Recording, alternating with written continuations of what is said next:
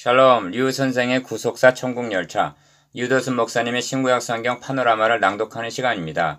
지금은 사무엘상 파노라마 28장입니다. 사울의 종말이 다가오다. 본장의 중심적인 내용은 블레셋 군대가 이스라엘을 공격할 태세를 취하자 이를 알게 된 사울은 마음이 크게 떨려 5절 변장을 하고 신접한 여인을 찾아 도움을 청하는 내용입니다. 성경이 이를 기록해 하심은 사울의 종말이 다가왔다는 징조로 보여주신 것입니다. 왜냐하면 그것은 넘지 말아야 할 선이었고 더 이상 기다릴 필요가 없는 갈 때까지 다가간 것을 의미하기 때문입니다. 신명기 18장 11절. 하나님께서는 사울을 버리시고 떠나신 지 이미 오래되었습니다. 그 후로 사울이 다윗을 죽이려고 발광을 함에도 그냥 놓아두시는 듯 함은 어찐 연고인고 이에 대한 빛을 창세기 15장 16절에서 비춤을 받을 수가 있습니다. 너의 자손은 4대 만에 이 땅으로 돌아오리니 이는 아모리 족속의 죄악이 아직 관영치 아니함이니라고 말씀합니다. 즉 가나안의 7족속 중 대표적인 족속인 아모리의 죄악이 꽉 차지 않아서 그들을 진멸할 수가 없다는 뜻입니다. 그동안 하나님의 백성들은 애굽에서 고난을 감수하고 있어야만 했습니다.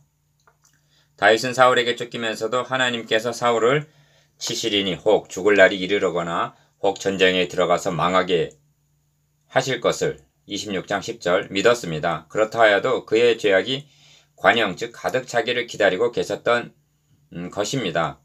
그런데 28장에 와서 그의 죄악이 관영함을 보게 됩니다. 그것은 사울이 심히 군굽해지자 변정을 하고 자신이 쫓아냈던 신접한 자를 찾아가 그에게 도움을 청하고 있기 때문입니다. 이제까지도 사울은 하나님 중심이 아니었습니다. 그렇다 하여도 신접한 자를 찾지는 않았습니다. 이때 사울처럼 비참한 모습은 달리는 없습니다.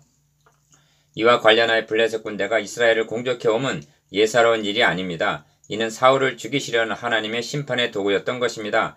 그러므로 본장에서는 두 주제에 초점을 맞춰야만 합니다. 첫째는 사울의 죄가 꽉 찼다는 점과 둘째는 그에게 심판을 선고하고 있다는 점입니다. 두 단원으로 나누어 상고합니다. 첫째 단원 사울의 종말에 대한 예고 1절에서 3절, 둘째 단원 4절에서 25절 사울의 종말에 대한 선고.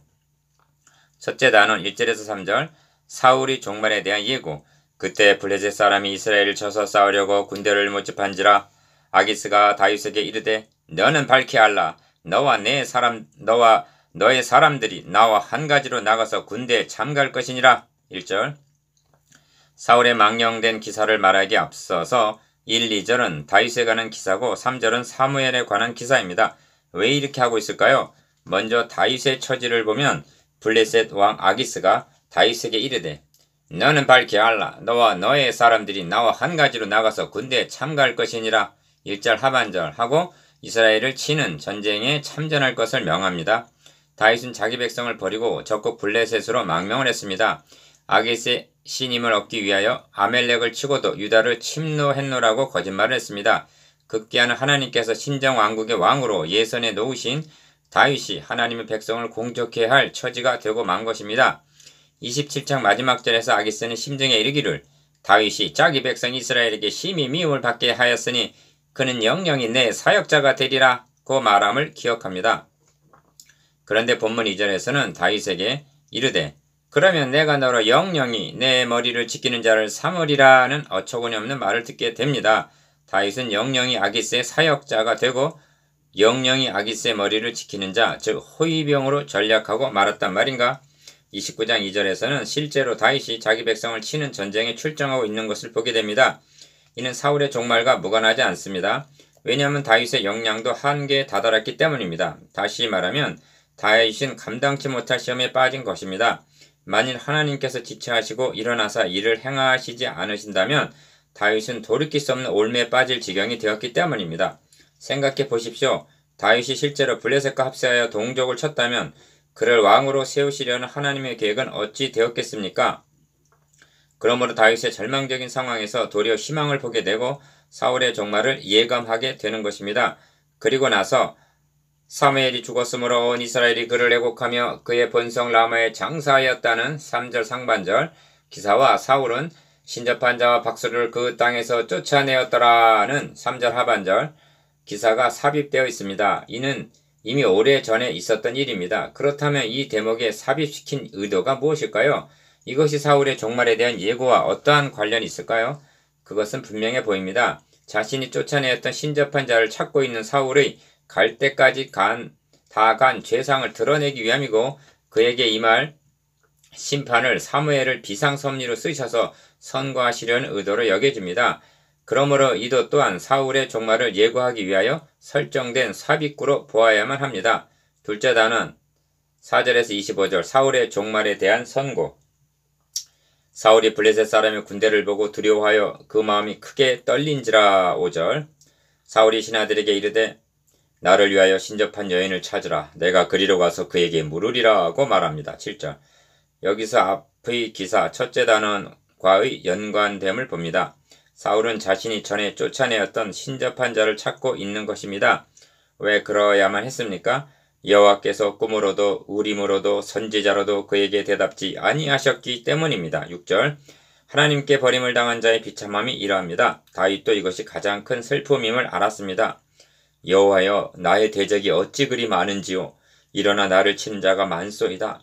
많은 사람이 있어 나를 가리켜 말하기를 저는 하나님께 도움을 얻지 못한다 하나이다. 셀라. 시편 3편 1절에서 2절 다윗은 많은 대적들보다도 사람들이 자기를 가리켜 저는 하나님께 도움을 얻지 못한다, 즉 하나님께 버림을 당했다고 비난을 하는 그런 경우를 당할까 보아 그것을 더 큰 슬픔으로 여겼던 것입니다.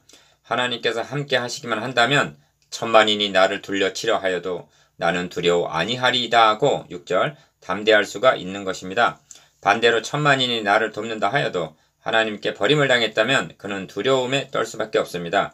지금 사울이 그런 처지에 있는 것입니다. 사울이 블레셋 군대를 보고 두려워서 그 마음에 크게 떨렸다고 말씀합니다.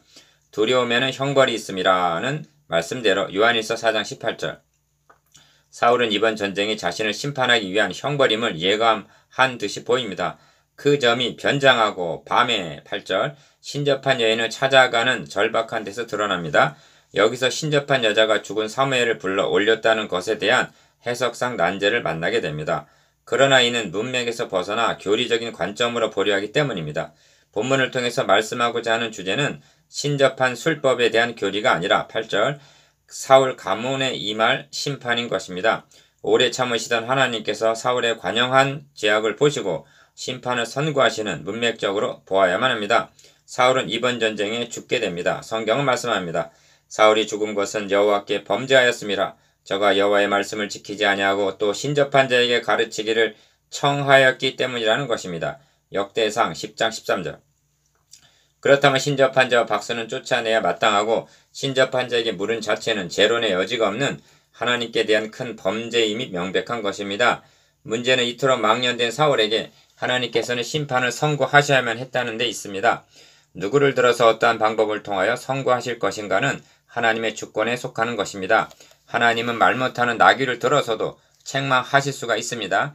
우리는 나귀가 어떻게 말할 수가 있느냐고 그 방편에 관하여 논쟁할 것이 아니라 내용에 초점을 맞춰야만 합니다.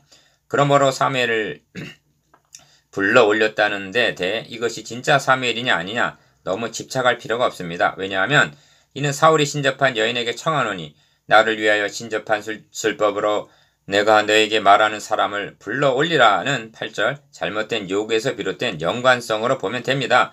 만일 사무엘이 온다면 땅에서 올라올 사람이 아니고 하늘로부터 내려와야 할 하나님의 사람이었던 것입니다. 중요한 점은 사울에게 심판을 선고하신 내용입니다. 사무엘을 불러 올렸다는 것이 교리에 부합하지 않는 것은 분명합니다. 그렇다고 심판을 선고하시는 내용까지 버려서는 아니 됩니다. 여기에 본문에 대한 견해가 진짜 사무엘이다 아니다 유령이다로 나누어지는 이유입니다. 진짜 사무엘이라고 말하기에는 교리적으로 용납이 안 되고 유령이라고 하기에는 내용을 버릴 수가 없었던 것입니다. 하나님께서는 필요하시다면 거짓말하는 영을 열왕기상 22장 22절 사용하시기도 합니다. 그렇다면 선고의 내용이 무엇인가? 1. 여호와께서 너를 떠나 너의 대적이 되셨다. 16절 2. 여호와께서 나로 말미하신 대로 너에게 행하사 나라를 너의 손에서 떼어 너의 이웃 다윗에게 주셨느니라. 17절 3. 너가 여호와의 목소리를 순종치 아니하고 그의 진노를 아멜렉에게 쏟지 아니하였으므로 여호와께서 오늘날 이 일을 너에게 행하셨고 18절 4. 여호와께서 이스라엘을 너와 함께 블레셋 사람의 손에 부치 시리니 19절 상반절. 5. 내일 너와 너의 아들들이 나와 함께 있으리라 죽을 것이다. 19절 하반절. 이 선고는 31장에서 그대로 성취되고야 말았던 것입니다. 사울이 갑자기 땅에 온전히 엎드려지니 이는 사무엘의 말을 인하여 심히 두려워하며 또 기력이 지나였으니 이는 종일 중에 식물을 먹지 못하였음이라. 20절. 신접한 여인은 살진 송아지를 잡고 무교병을 만들어서 사울의 앞에와 그 신하들의 앞에 드리니 그들이 먹고 일어나서 그 밤에 가니라. 25절. 라고 밤처럼 어두운 28장은 끝을 맺고 있습니다. 성경은 말씀합니다. 여호와의 말씀에 너희는 이제라도 금식하며 울며 애통하고 마음을 다하여 내게로 돌아오라 하셨나니 너희는 옷을 찢지 말고 마음을 찢고 너희 하나님 여호와께로 돌아올지어다. 요엘서 2장 12절 13절. 그러나 신접한 여인을 찾아 물었던 사울은 심판의 선고를 듣고 혼졸하였다가 신접한 여인이 차려준 음식을 먹고 원기를 회복하여 아무 일도 없었다는 듯이 그 밤에 가니라. 성경은 말씀합니다. 유다가 그 조각을 받고 곧 나가니 밤이라. 요한복음 13장 30절.